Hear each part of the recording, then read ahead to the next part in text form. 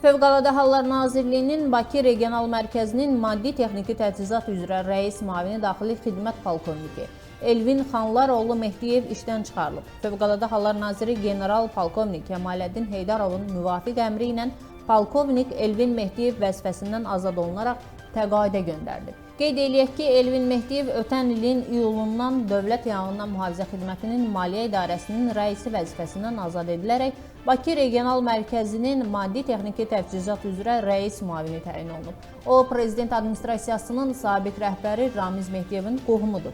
Ramiz Mehdiyevin oğlu General-Mayor Teymur Mehdiyev isə Fövqəladə Hallar Nazirinin müavinidir. Xatırladaq ki, bu ilin martında müəmmalı səbəblərdən Fövqəladə Hallar Nazirliyinin Bakı Regional Mərkəzinin rəisi General-Mayor Məhərrəm Həsənov vəzifəsindən kənarlaşdırılıb, bir neçə gün əvvəl 4 aylıq sərəncama götürülüb.